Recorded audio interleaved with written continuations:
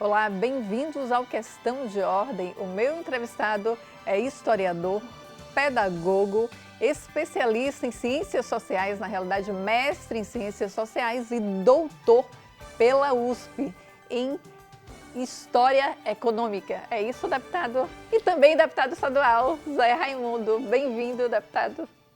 Eu queria, Fernanda, em primeiro lugar, parabenizar toda a equipe de jornalismo aqui da TV Alba, a diretoria como um todo, especialmente a equipe de jornalismo, e parabenizar pelos programas. É muito importante que nesse momento que estamos vivendo num mundo de fake news, né, de pós-verdade, que o jornalismo possa ser um instrumento de divulgação das notícias, das informações, para que possamos fortalecer a democracia e, sobretudo, esclarecer aos homens e às mulheres, cidadãos e cidadãs, dos problemas de sua comunidade, de seu estado e de seu país. Por isso, eu gostaria de parabenizar e dizer que para mim é uma honra, mais uma vez, estar aqui no seu programa, na Questão de Ordem. E realmente, Fernando, eu sou oriundo, não é, de uma população relativamente humilde, simples, né? Sou filho de trabalhadores rurais, mas logo cedo, aos 14 anos, 12, 13, 14 anos, vim para Salvador e aqui estudei, fui comerciário, fui operário metalúrgico e me formei em 2 cursos, né? Administração Educacional, que inicialmente era um curso voltado para a gestão do sistema educacional. Estava muito em moda ali nos anos 70, uma recomendação da Unesco para que a América Latina e a África pudessem preparar gestores para fazer uma revolução na educação.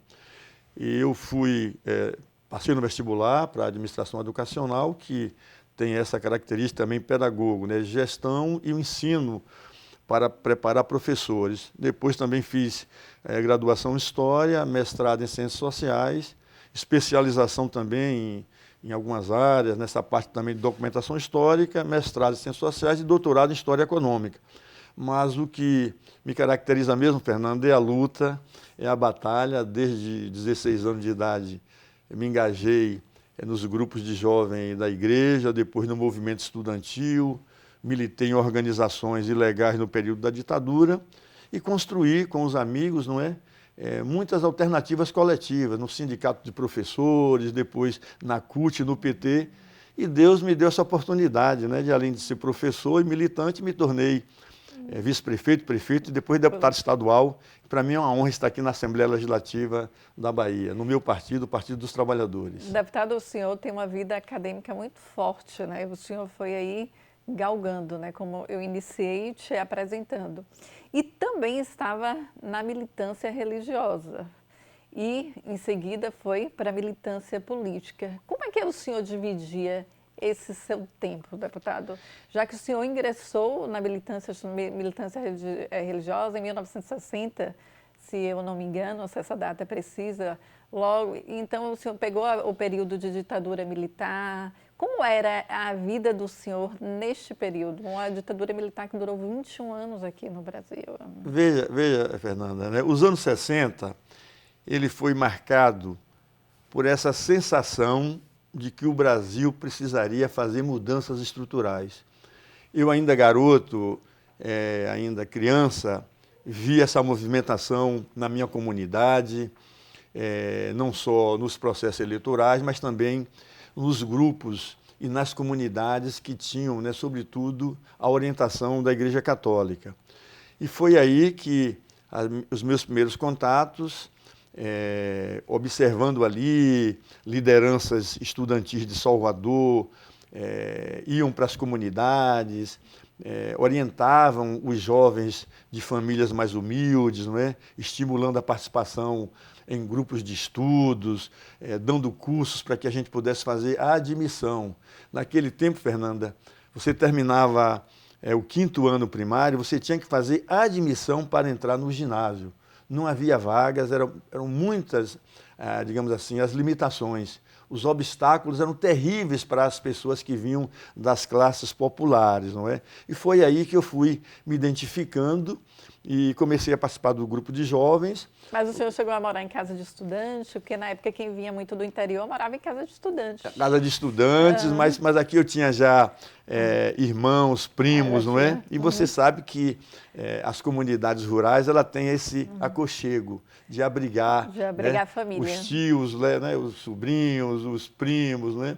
E aqui eu convivi com meus irmãos, com meus primos aqui em Salvador, e logo cedo, né, então me engajei, saindo da zona rural, me engajei no movimento estudantil secundarista e, ao mesmo tempo, no grupo de jovens da igreja. Né? E foi aí que eu tomei contato com essas ideias de reforma. Não é? Logo em seguida veio a ditadura militar. Eu fui aluno do Severino Vieira. Né? O Severino era um espaço de muita ebulição, teatro, música, debates políticos. Não é? E ali eu fui, digamos assim, me engajando e conhecendo pessoas com maior nível cultural, e também os professores estimulavam muito a leitura, o debate, enfim. E aí foi que eu entrei para uma organização que foi, de certa maneira, a minha pré-universidade, porque naquele período ali, você entrava na organização, você lia muito, você estudava, você pesquisava, né? Você se preparava intelectualmente para ser um militante. E aí, em seguida, ao mesmo tempo que trabalhava, não é? Estudava. Realmente, naquele tempo não tinha... Pra você ter uma ideia, né? Até a televisão era limitada, não tinha internet, então você tinha muito tempo para ver futebol, para ir para o cinema, para fazer teatro, para fazer militância, para ir para... A convivência social era física, né? Exatamente, né? Aí, as festas de largo, né? Modéstia à parte, eu posso dizer que vivi, não é? Aquele momento. E logo em seguida, Fernanda, aquele clima também mundial, não é? O movimento hippie de contestação, a luta contra a guerra do Vietnã, faça amor, não faça guerra, não é? A juventude soltando os cabelos, né? O poder negro, né? Ou seja, foi um movimento extraordinário. Maio de 68, na França, no mundo inteiro, e que no Brasil tivemos a grande movimentação dos estudantes no Rio de Janeiro, também em Salvador. Então foi um momento assim muito rico, não é? O Cinema Novo, a Tropicália, Salvador, a UFBA, com muitas, eu diria assim, com muitos espaços de agitação, né? Então eu vivi esse momento. Infelizmente veio ali o AI-5, né?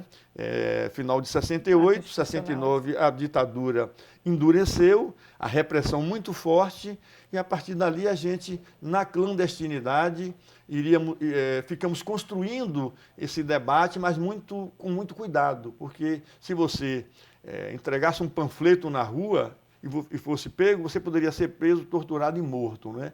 E foi ali que eu passei a participar mais do movimento sindical, e a partir de 73, 74, voltamos também, aí já na universidade, para o movimento estudantil universitário. O senhor tem alguma lembrança assim, de algo muito sério que aconteceu com o senhor nessa época, durante a ditadura militar? Sim, Fernanda. Muitos colegas, muitos amigos do movimento estudantil e também das nossas organizações foram presos, né, torturados, né?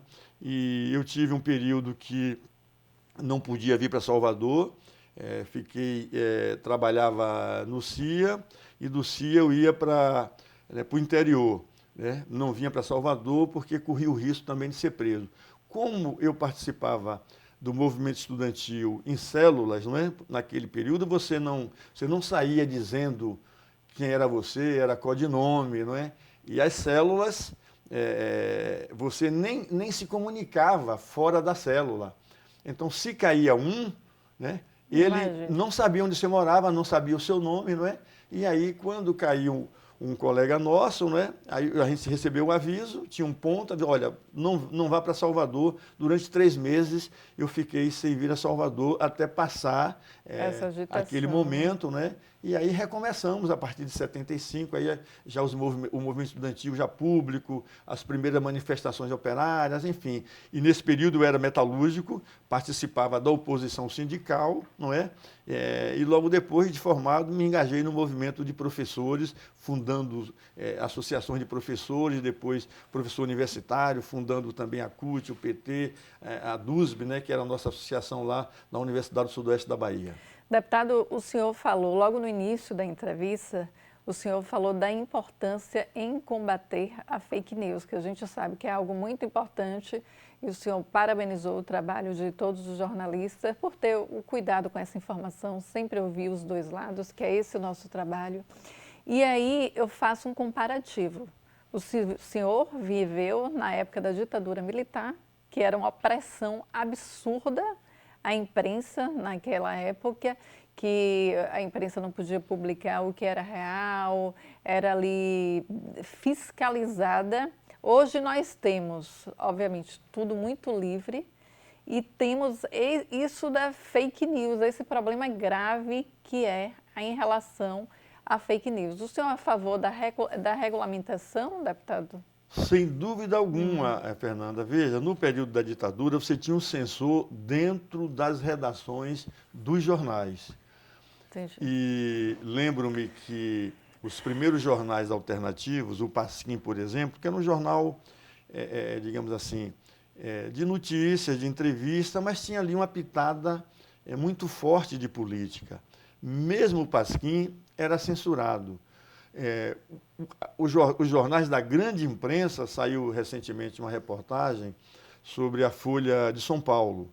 A Folha de São Paulo, não só os censores estavam dentro da Folha de São Paulo, como a própria redação da Folha de São Paulo aderiu à ditadura e a sua direção fazia o jogo da ditadura, colocando notícias falsas, né, dizendo que os militantes tinham sido, né, atropelados, na verdade, quando tinham sido assassinados dentro das instalações militares, não é? Esse foi um período de censura. Também a arte e a cultura. Lembro-me que nós jovens gostávamos muito de teatro. E as peças de teatro, o censor ia para lá ver o ensaio da peça. Muitas peças de teatro aqui em Salvador foram censuradas, né? E um dos censores, não é, era professor da Católica, né? O padre Pinheiro, conhecido. Ele ia para lá e censurava as peças, não é? Claro que aquilo ali era né? Nós éramos contra aquilo, os intelectuais, as organizações, infelizmente não tínhamos poder para mudar aquela rotina. E no caso da Bahia, os estudantes apoiaram muito o Jornal da Bahia. O Jornal da Bahia, que tinha sido fundado por um ex-militante do Partido Comunista, João Falcão, que tinha sido diretor do jornal O Momento, que era um semanário do Partido Comunista. Em 56, quando houve o racha do socialismo, o João Falcão fundou o Jornal da Bahia. E o Jornal da Bahia congregava muitos intelectuais, Glauber Rocha, Caetano Veloso, toda uma pleiade de jornalistas escreviam no Jornal da Bahia. E quando o ACM tentou perseguir o Jornal da Bahia, nós comprávamos o Jornal da Bahia, vendíamos o Jornal da Bahia, estudantes, para garantir, digamos assim, um espaço de liberdade. Né? E olha que não era, digamos assim, uma contestação, né? João Carlos Teixeira Gomes, né, que foi o grande mentor naquele momento, né? E nós apoiávamos porque era um espaço, né, de liberdade. Claro, naquele momento. É diferente hoje das redes sociais e da fake news. A regulação é necessária porque estamos vendo aí, não é, jovens, adolescentes, né, utilizando das redes sociais sem nenhuma, digamos, sem nenhuma barreira, sem nenhum, digamos assim, limites, não é? Então é preciso que a gente tenha esse cuidado, embora as próprias empresas digam lá que redes sociais só a partir de 16 anos, não é? Que o celular só a partir de 14 anos. Hoje se tornou realmente uma ferramenta cotidiana, não é? E perigosa. E aí precisa realmente fazer isso, utilizar pedagogicamente, não é? Pedagogicamente essas ferramentas e com o cuidado necessário para que, né, não se torne um instrumento contra a liberdade, mais do que isso, né, que ameace a vida das pessoas. O senhor falou de ameaçar a vida das pessoas, é um perigo absurdo, né, deputado? Porque é como eu assisti um filme, eu achei super interessante, que ele fala, se você jogar várias penas de cima do edifício, quantas penas se você for lá embaixo, você vai conseguir pegar? Provavelmente nenhuma. É assim, a fofoca, é assim a disseminação de notícias falsas, é assim o fake news. Por isso, dessa necessidade de ter esse tipo de regulamentação, porque até protege também o nosso trabalho jornalístico, porque o trabalho jornalístico é sempre estar pautado, na verdade, ouvir os dois lados e sempre consciente que a gente tem que dar informação para o cidadão, levar ali aquela informação de forma séria, nítida, clara e verdadeira. Olha, não podemos deixar de desconhecer, Fernanda, a grande revolução que foi a internet, que foi toda essa ferramenta, essas tecnologias da comunicação. Esse é, digamos assim, o dado. Infelizmente, como o mercado, vivemos numa sociedade capitalista e tudo vira mercado, essa ferramenta que foram os cientistas que criaram para comunicar saberes importantes, estratégicos para a sociedade, esse progresso se tornou, na verdade, um grande mercado de oportunismo, de renda, de lucro, de poder, de riqueza, que realmente nós não sabemos onde iremos parar. Mas agora, de imediato, o uso pedagógico dessa ferramenta, dessas tecnologias, é irreversível. Nas escolas, na universidade. Imagina que, quando eu elaborava minhas pesquisas, eu passava dias e dias dentro dos arquivos, não é?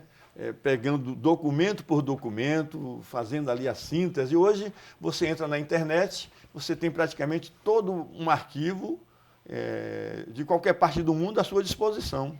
Só entrar na inteligência artificial, que dá tudo rapidinho, resumido. E além disso, você ainda, com os arquivos ali, por exemplo, né? O arquivo ultramarino de Portugal, que a nossa documentação colonial está toda lá. Hoje já foi digitalizada toda essa documentação, está disponível. E ali dentro da série você pega lá um tema e ele lhe dá ali. Quer dizer, então foi uma revolução extraordinária, não é? Além de tantas outras, né? Outras informações. Mas, de fato, não é?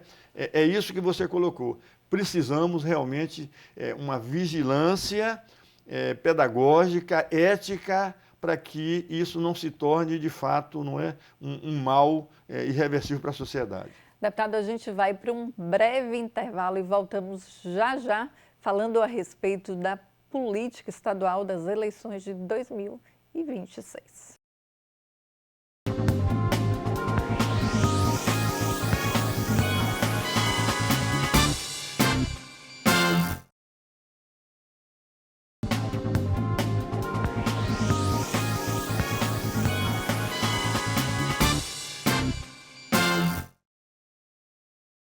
Voltamos com o deputado estadual Zé Raimundo. Deputado, mais uma vez, bem-vindo. É um prazer enorme tê-lo aqui no Questão de Ordem. Deputado, vamos falar a respeito agora de política, né? O senhor foi gestor de Vitória da Conquista durante 2 mandatos, de 2002 até 2008. Eu gostaria que o senhor falasse a respeito dos desafios que o senhor encontrou, já que lá é o executivo, e aqui nós estamos no legislativo. Sempre os deputados comparam o executivo e o legislativo, que lá é executar, tem que executar mesmo. E eu estava fazendo uma breve pesquisa e na época também eu já tinha visto que o início do aeroporto de Vitória da Conquista iniciou no período da sua gestão, a sede da UFBA, programas habitacionais. Como foi que o senhor conseguiu todo esse feito durante esse período, deputado? Veja, Fernando, eu tenho muito orgulho de participar de um projeto que revolucionou Vitória da Conquista. Vitória da Conquista é a 3ª maior cidade da Bahia, Salvador, Feira, Vitória da Conquista. Ela fica ali, não é, numa encruzilhada que entre norte e sul, não é? Ali de Conquista você vai para Ilhéus, você vai lá para, né, para o oeste, liga o Nordeste brasileiro ao sul. É uma cidade estratégica. E, ao longo da história, esse papel de Vitória da Conquista foi sempre ressaltado. Teve um momento inicial fundamental que foi a Rio Bahia, 1946, Vitória da Conquista teve a ligação com o norte de Minas. Já tinha uma estrada para Jequié ali já tinha a ferrovia, uma estrada de chão, mas em 46 essa ligação foi completada. Em 62, João Goulart inaugurou a pavimentação. Aí foi o boom de Vitória da Conquista, entre 40 e 60. E a cidade vinha ali num processo relativamente lento.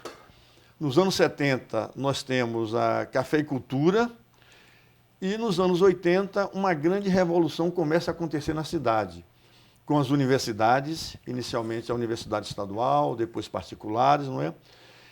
E os grupos tradicionais da política de conquista, de certa maneira, digamos assim, eram grupos que uma parte mais ligada ao passado e um outro grupo mais modernizante, que era o MDB. E ali nos anos 80, 90, surgiram os movimentos sociais das comunidades de base, dos trabalhadores rurais, dos professores, dos estudantes, não é? O PT, a CUT, não é? E nós surgimos a partir daí. E 82 apresentamos candidato, 88 eu fui candidato a vice-prefeito, 92 eu fui candidato a vice-prefeito com o Guilherme, e ganhamos a prefeitura em 97 com o Guilherme. E a partir dali nós bolamos um programa que revolucionou a cidade, sem dúvida alguma. Investimos muito inicialmente na saúde, na educação e em programas sociais. E quando eu assumi a prefeitura, em 2002, eu era vice-prefeito, assumi a prefeitura e fui reeleito. Um novo cenário se desenhava, que era o desafio de você construir uma infraestrutura mais urbana. Claro, os programas sociais continuaram e nessa parceria com o governo federal nós conseguimos realmente fazer uma revolução. Nós implantamos grandes avenidas, duplicamos as avenidas, tivemos, né, uma parceria com o governo federal, transformamos Vitória da Conquista na cidade com maior nível de esgotamento sanitário do norte e nordeste do Brasil. Excelente. Saímos de 46%, fomos para quase 90%. Foram mais de 150 milhões de saneamento, de água.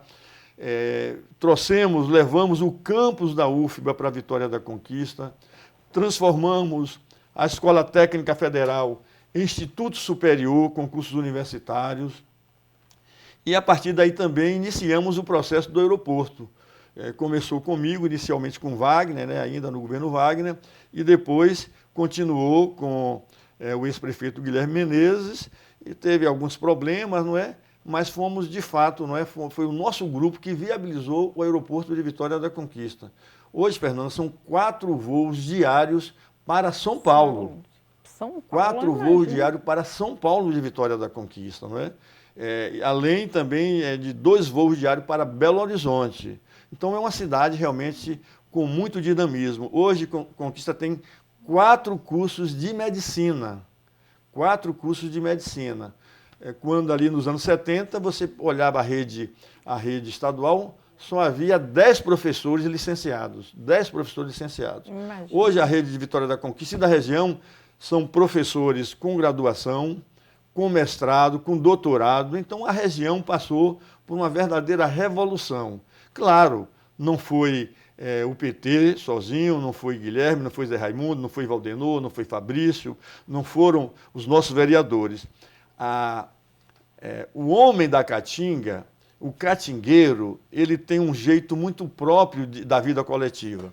Ele gosta de poupar, ele gosta de investir, ele é ousado, ele é cauteloso, ele é afetivo, né? Então, essa cultura tem ajudado muito a Vitória da Conquista a fazer, digamos assim, do seu cotidiano, um espaço de crescimento e de progresso. Além do polo, Fernanda, na área da cultura, né? Nós temos lá, né, a terra do Glauber Rocha, a terra do maestro Elomar Figueira de Melo, que é um compositor conhecido no mundo inteiro.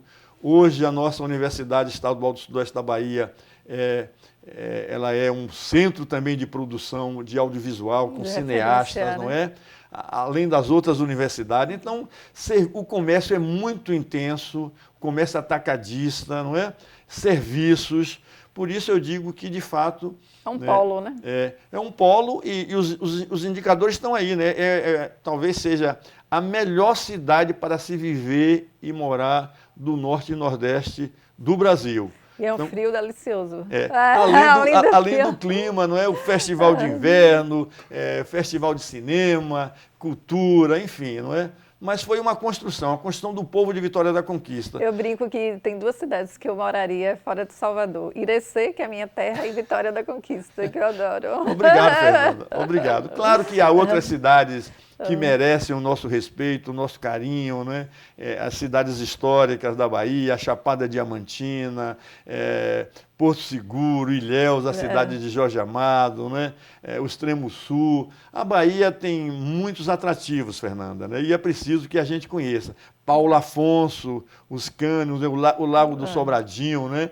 A Bahia tem muita coisa de atrativa agora mesmo no São João, né? Muitos turistas, Salvador, que é essa cidade extraordinária, a cidade mais importante das Américas durante 300 anos. A primeira capital do Brasil. A primeira capital do Brasil e a modernidade, Fernanda. O mundo moderno passou pela Bahia. Passou pela Bahia. Já que o senhor está falando da Bahia, deputado, vamos falar a respeito das eleições de 2026. A eleição de 2026, a gente está faltando praticamente 1 ano para a campanha começar. E já está uma discussão absurda em relação a isso. Eu fiz o meu artigo político para a Tribuna da Bahia, eu sou colunista política da Tribuna da Bahia, porque eu conversei com alguns legisladores nos bastidores. O senhor sabe que eu converso com tanto da oposição quanto da situação para ouvir, que um bom jornalista a gente tem que ouvir. E segundo legisladores da oposição, eles dizem o seguinte, que o PT agora fará 20 anos de gestão, 2006, iniciou em 2006 até 2026, e que pode ter um cansaço, segundo a oposição. Eles estão se baseando em quê? Na derrota que Paulo Souto sofreu em 2006, que também tinha 20 anos de gestão, que era a época do carlismo. Aí eu quero saber a opinião do senhor, o senhor que é um deputado petista, um deputado do PT, qual a opinião do senhor a respeito disso, já que os oposicionistas estão batendo muito nesta tecla de cansaço e também da redução do índice de aprovação do presidente Lula, e eles estão batendo muito nessa tecla, dizendo que acha que pode ter uma reviravolta política em 2026. Qual a opinião do senhor a respeito? Veja, Fernanda, dizem os filósofos e a sabedoria popular que o voto não é algo imprevisível. E eu digo sempre que entre a cabeça do eleitor e a urna é um mundão de meu Deus. São vários os motivos, os estímulos que levam o eleitor a escolher, fazer uma escolha política, não é? Mas o que é que nós temos de concreto? Nós temos aí 3 governos do PT, Wagner, Rui e Jerônimo. Jerônimo está indo para o seu 3 anos agora, 4 anos no próximo ano. Portanto, estaremos aí, não é? Completando um bom ciclo. Mas eu diria que há um legado. Os governos de Wagner e de Rui foram decisivos para tirar a Bahia daquele marasmo. A ligação, a parceria com o governo federal possibilitou inicialmente com Lula muitos investimentos, só de universidades federais, não é? Nós tínhamos uma, hoje são 6 universidades.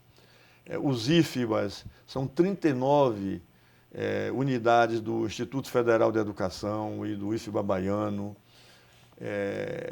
Muitas obras de infraestrutura hídrica, muitas redes de água, luz para todos. Praticamente hoje a Bahia está toda iluminada na sua zona rural. Ainda faltam algumas ainda faltam em alguns municípios e tal, algumas regiões. Estima-se que talvez em torno de 50 a 60 mil ligações ainda para se fechar, mas a cada dia você vai aumentando. Programas sociais, de inclusão social. Rui depois entrou com muitas obras de infraestrutura, o metrô de Salvador, o VLT, a ponte Salvador-Itaparica, né? O VLT agora da zona urbana, na região lá nossa, do sudoeste da Bahia, muitas estradas, muitas rodovias, barragens, não é? Ou seja, eu acredito que esse legado, a população, na hora das eleições, vai avaliar. É claro que né, você fica no poder e o poder tende, de fato, a ser repetitivo. Mas eu estou vendo o nosso governador Jerônimo Rodrigues com muita energia, ele tem o jeito próprio dele, de uma ligação direta com a população, ele é muito afetivo, né? Não quer dizer que Wagner e que Rui não fossem, mas Rui era mais, né, administrador, mais gestor, né? Wagner combinando as duas características, e o nosso governador Jerônimo Rodrigues é uma pessoa muito querida, onde ele vai as pessoas demonstram carinho, afetividade, né? Isso é importante na política. É claro que a conjuntura é desafiadora, estamos vendo aí agora o cenário mundial, não é? O Brasil vai ter que passar esse ano aí com esse desafio. Também a gente reconhece que o presidente Lula, a sua popularidade vem diminuindo, mas também tem um legado, Fernanda. E eu acredito que o bom debate, a boa discussão, sobretudo esse patrimônio que nós temos, que é a militância política, na hora vai garantir a reeleição de Jerônimo e a reeleição do presidente Lula. Se ele tiver com saúde. Eu sempre digo que a militância do PT, a força da militância do PT é inquestionável. É uma força absurda, são todos muito unidos, né? A militância é muito unida. Mas, deputado, antes de terminar aqui o programa, a gente já está quase encerrando, nós vamos fazer um ping-pong. Eu vou falar o nome de uma autoridade e o senhor diz em uma palavra ou em... Olha lá, esse carimbo aí, viu? Ou em uma frase o que representa para o senhor, ok?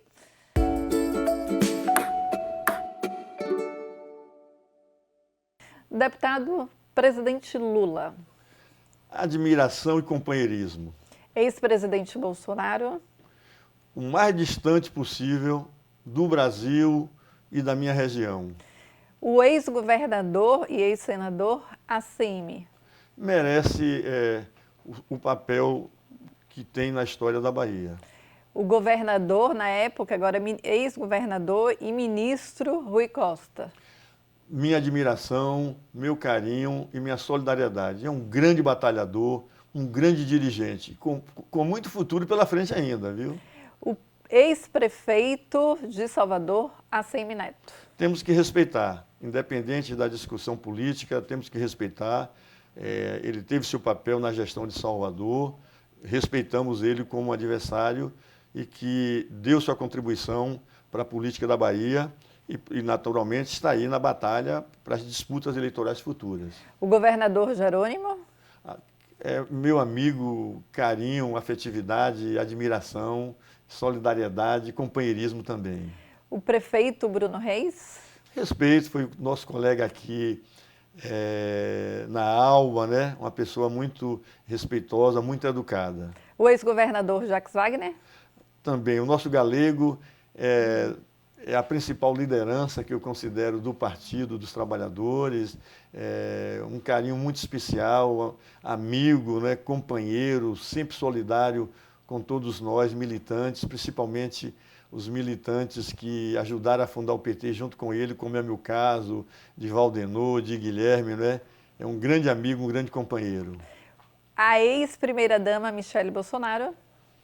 Não conheço, não tenho nenhuma relação e não tenho empatia por ela. E a primeira-dama Janja? Essa irrequieta, muito querida, admiro muito a Janja. Zé Raimundo? Um cidadão que saiu da zona rural, que batalhou, é um dos brasileiros, entre os milhões de brasileiros, que quando tem oportunidade, cresce, se desenvolve e mantém as suas raízes.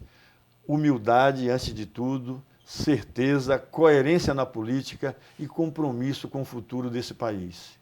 Deputado, muito obrigada pela presença do senhor aqui mais uma vez. É um prazer tê-lo aqui, dividir, falar sobre política com o senhor. O senhor que é um historiador, um mestre, um doutor e que nos bastidores todos os legisladores te elogiam bastante. Eu lembro que eu estava no cafezinho uma vez e estavam assim uns 3 ou 4 deputados, eles falaram, esse Zé Raimundo aí não tem igual, tanto deputado da oposição quanto deputado da situação.